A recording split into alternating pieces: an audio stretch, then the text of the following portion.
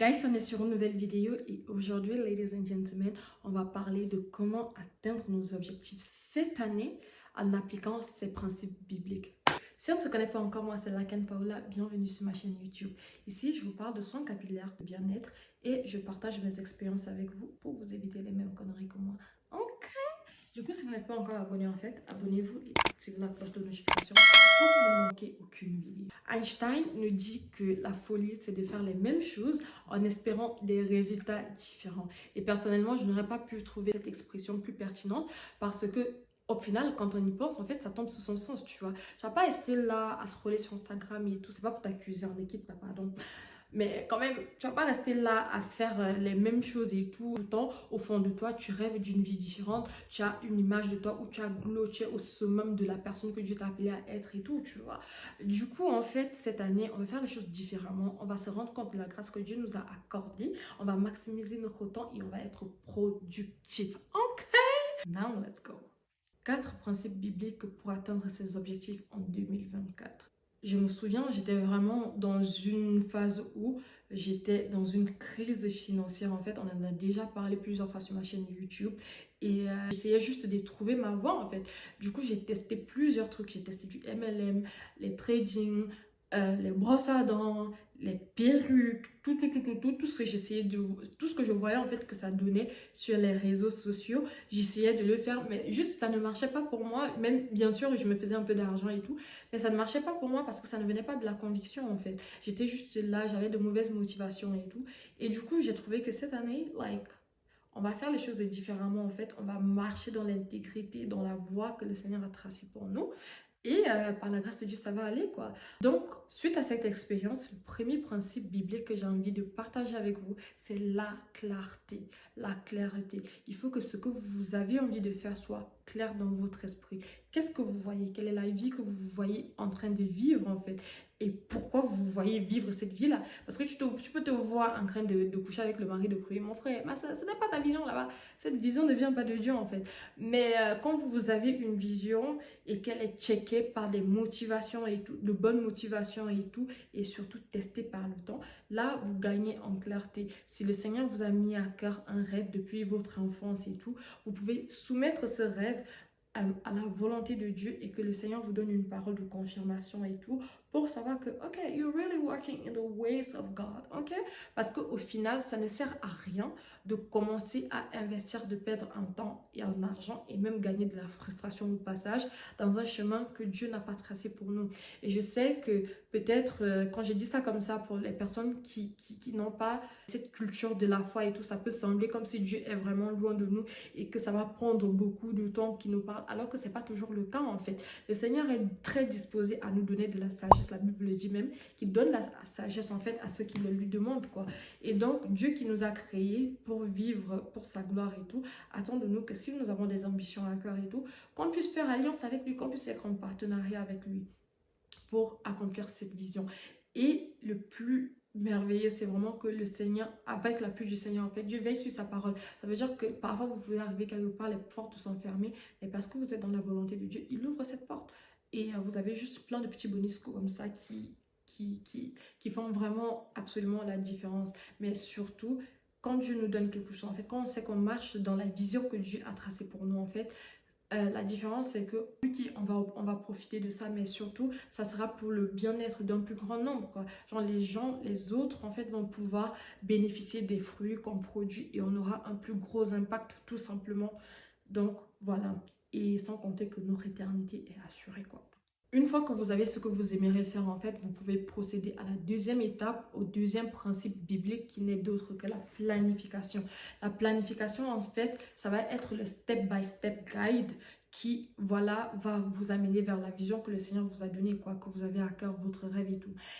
Je pense particulièrement au roi David, en fait, avant qu'il n'accède au trône. Si vous lisez la Bible, vous allez comprendre qu'il a été oint par le prophète, en fait, mais il n'est pas devenu chef tout de suite. Ça veut dire que parfois, le Seigneur peut te donner une parole et tout, mais ça va prendre du temps à s'accomplir, mais toujours, les choses vont se faire étape par étape. Mais une chose est sûre, c'est qu'à la fin, cette vision va s'accomplir. Ok?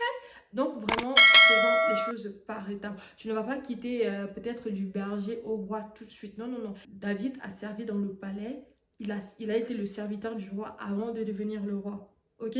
Et parfois, ça peut ressembler à tu as fait des études et tout, de grandes études, mais pour l'instant, tu travailles dans un McDo. Ça peut ressembler à tu as fait de grandes études et tout, mais pour l'instant, tu es au chômage ou bien tu fais un petit job et tout qui ne ressemble pas à ce que tu aimerais réellement faire. Ça ne veut pas dire que Dieu t'a oublié, en fait. Ça veut tout simplement dire que c'est une étape parmi tant d'autres. Moi, je me souviens, en fait, quand je voulais changer de carrière, je voulais quitter de cuisinière et je voulais vraiment entrer dans le service client parce que voilà, par rapport à ce que je veux tout simplement dans ma vie. Et je n'ai pas trouvé un CDI tout de suite. Je suis partie par des sociétés d'intérim et tout, là où je travaillais et que je n'étais pas payée à ma juste valeur. Mais par la grâce de Dieu, j'ai pu garder la vision en fait parce que je savais que ça n'allait pas durer pour toujours, quoi. Et même là où je suis là, mon frère, ça n'a pas duré pour toujours. Un jour, je vais brise, je vais bosa, je déclare, je prophétise. Donc voilà, la planification en fait, c'est vraiment faire les choses par étapes. Si tu veux être entrepreneur un jour, commence d'abord par être un bon employé. Commence d'abord par être employé pour acquérir de la discipline. Donc, c'est plus ou moins ça. Ensuite, la troisième étape, c'est la visualisation et la foi. C'est là, ladies and gentlemen, que le vision board entre en jeu. Et en parlant de vision board, en fait, la semaine prochaine, par la grâce de Dieu, j'ai à cœur de faire une vidéo détaillée vraiment de comment faire un vision board step by step, ok? Donc, si vous n'êtes pas encore abonné, abonnez-vous et activez la cloche de notification. Alors, un vision board, on retrouve le verset dans Habakkuk qui nous dit « L'Éternel m'adressa la parole et il dit, écris la prophétie, grave-la sur des tables afin qu'on la lise couramment. » En gros, ce que tu vois dans ton esprit, en fait, on doit pouvoir les lire sur une feuille, que ce soit sur tes notes, que ce soit sur...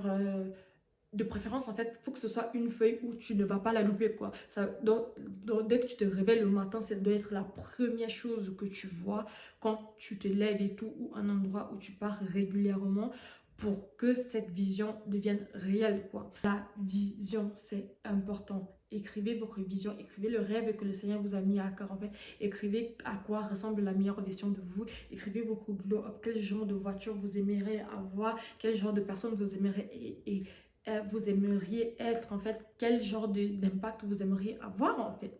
Ok. La dernière étape dans cette vidéo, c'est vraiment la persévérance et l'engagement.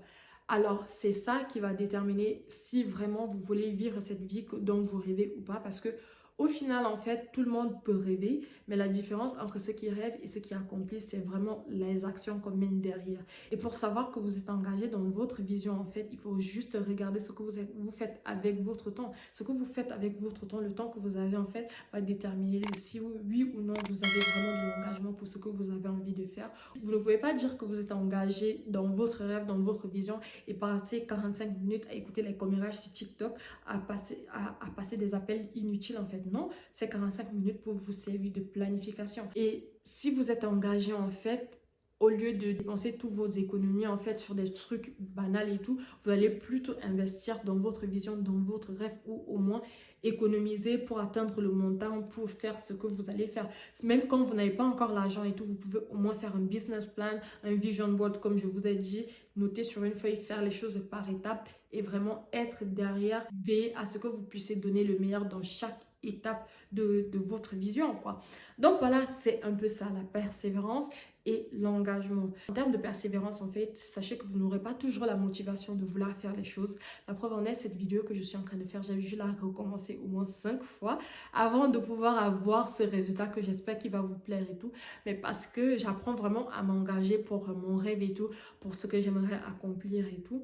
J'ai pas eu peur de recommencer et de le faire encore et encore jusqu'à ce qu'au moins je puisse produire quelque chose... voilà, quoi. Donc voilà, la persévérance et l'engagement et surtout la foi.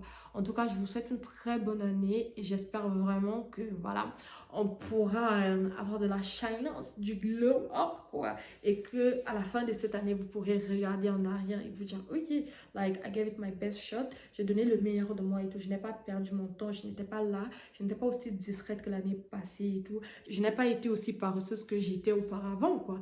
Donc, c'est un peu ça. Merci infiniment d'avoir regardé. Abonnez-vous si ce n'est pas encore le cas et activez la cloche de notification. And until next time, people, stay blessed. Mwah!